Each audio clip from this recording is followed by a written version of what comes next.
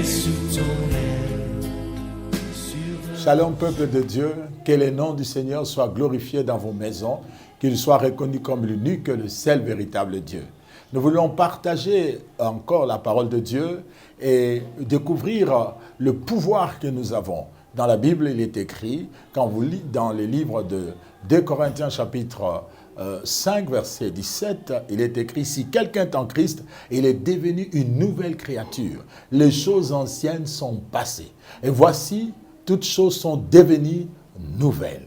Toutes choses sont devenues nouvelles. Il y a un pouvoir de devenir, un pouvoir de transformer toutes choses, un pouvoir de donner une nouvelle nature à chaque chose. C'est merveilleux de comprendre cela. Il est écrit, si quelqu'un est en Christ, c'est une condition. Si vous n'êtes pas en Christ, vous n'avez pas ce pouvoir. Dans Jean chapitre 1, verset 12, la Bible les déclare. Il est écrit dans la Bible, mais à tous ceux qui l'ont reçu et à ceux qui croient en son nom, il leur a donné le pouvoir de devenir. Vous voyez, il y a un pouvoir de transformer des choses, un pouvoir de régénérateur, de transformer toutes choses lorsque vous êtes né de nouveau. Et ce pouvoir est dans la nature divine, dans la nature que vous avez. Et si vous avez ce pouvoir-là, bien aimé, les choses ne peuvent que changer. Les choses ne peuvent que se régénérer dans votre vie. C'est un pouvoir merveilleux que nous avons en Christ lorsque nous le recevons sincèrement et profondément comme Seigneur et Sauveur. Béni soit le Seigneur, car je sais que si tu m'écoutes aujourd'hui, tu dois comprendre que si vous êtes enfant de Dieu, vous avez un pouvoir de devenir, de transformer quelque chose, de devenir beaucoup plus meilleur, de devenir beaucoup plus fort, de devenir beaucoup plus puissant, de devenir beaucoup plus pur, de marcher dans la crainte et dans la sanctification si vous êtes en Christ. Bien-aimé dans le Seigneur. Et le texte de Marc, chapitre 16, verset 17 jusqu'à 18, nous décrit la personne qui est en Christ, nous décrit la manifestation qu'on trouve dans la personne qui est en Christ. Ce texte n'est pas seulement à déclarer, mais aussi à croire et à pratiquer cela. Autrement dit, ce texte nous présente les symptômes de ceux qui sont nés de nouveau, de ceux qui appartiennent dans la famille de Dieu. Regardez ce que la Bible dit. Je m'en vais lire cela dans le livre de Marc, chapitre 16. Nous sommes au verset 17. Lisons au nom du Seigneur. Voici les miracles qui accompagneront ceux qui auront cru à mon nom. Ils chasseront les démons.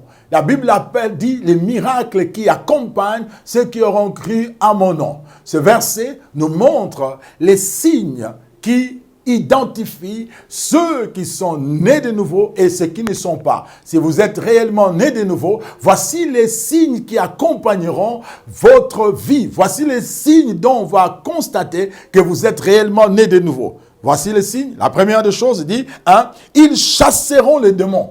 Vous avez reçu le pouvoir de chasser les démons, de chasser n'importe quelle puissance ténébreuse.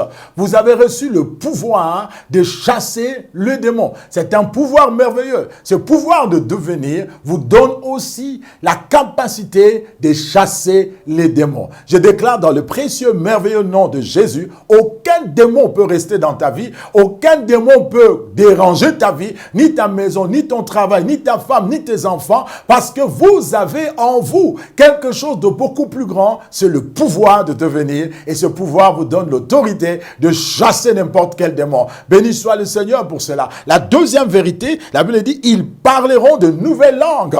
Alléluia. Ils parleront de nouvelles langues. Ça veut dire en d'autres termes qu'ils peuvent aussi, ils auront un langage de l'esprit, un langage de Dieu. La nature ne peut que comprendre le langage de Dieu. Les poissons, la maladie et toutes choses connaissent la voix de Dieu. Et voilà la bonne nouvelle, ceux qui sont nés de nouveau, lorsqu'ils disent Jésus, lorsqu'ils disent Papa, lorsqu'ils prononcent un mot, la puissance de Dieu se manifeste dans leur langage. C'est un nouveau langage, c'est une nouvelle façon de parler. Bien entendu, cela évoque aussi la capacité de prier en langue ou en esprit. Vous allez exercer votre esprit maintenant à le faire prier. Vous allez éduquer votre esprit. Beaucoup de personnes, ils sont intellects, ils sont intelligents, ils peuvent bien parler, mais ils sont incapables de faire prier leur esprit. Et dans la nouvelle naissance, non, mon esprit prie. Mon esprit prie.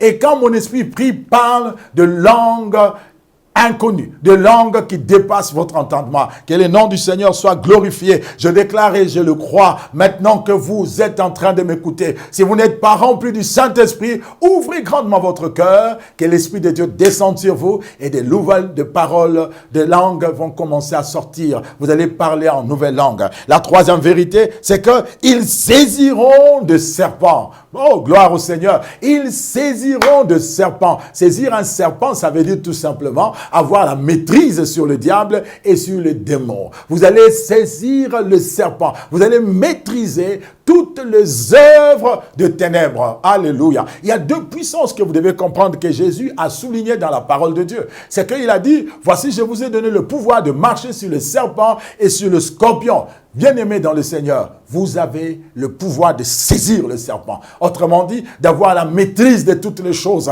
Qu'importe la chose, qu'elle soit ténébreuse ou pas, si vous êtes en Christ, on reconnaît ceux qui sont en Christ par leur pouvoir de saisir le serpent, de maîtriser des choses, de marcher sur les mauvaises choses. La quatrième vérité, c'est que s'ils boivent quelques breuvages mortels, cela ne leur fera point du mal. Ça veut dire en d'autres termes, ils reçoivent la capacité de Dieu. Maintenant, suivez bien aimé. L'évangile possède l'immortalité. L'évangile possède la vie éternelle. L'évangile que nous avons reçu a le pouvoir de nous donner la capacité de ne pas mourir par des choses périssables. Vous êtes tellement élevé que même les choses, les breuvages mortels ne peuvent rien vous faire si réellement vous êtes en Christ. Ça, c'est une vérité qui dépasse l'entendement de certaines personnes. Ils croient que c'est fini quand on met le poison dans une personne, il va forcément mourir. Non, non, non, non, non. Sinon, Dieu est menteur. Dieu ne peut pas mentir. Ce qu'il a dit est la vérité. Croyez, bien-aimés, à cela.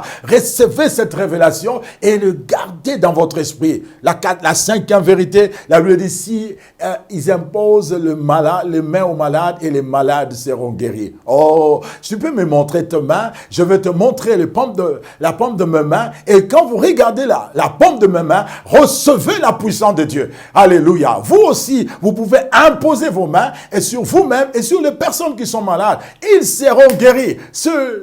Le privilège que Dieu donne à ceux qui sont nés de nouveau. Un pouvoir de devenir maître de beaucoup de choses.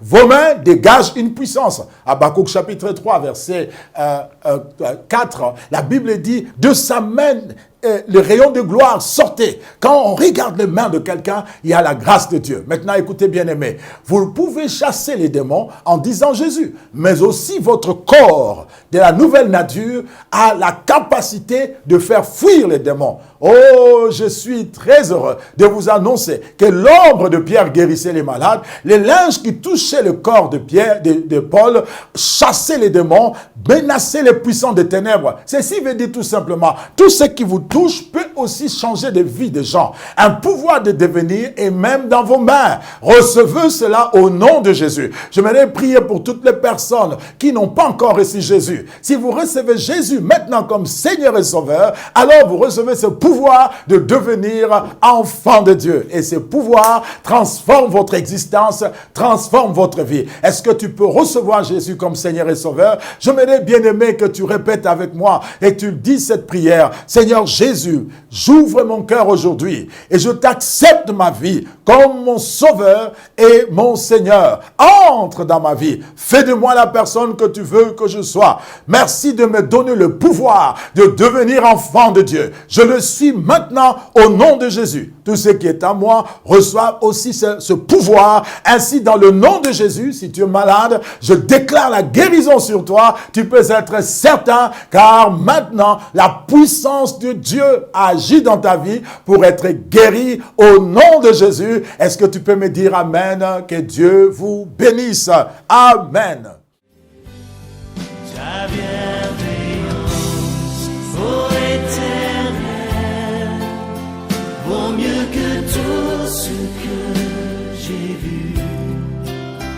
Ma délivrance est sous ton aile.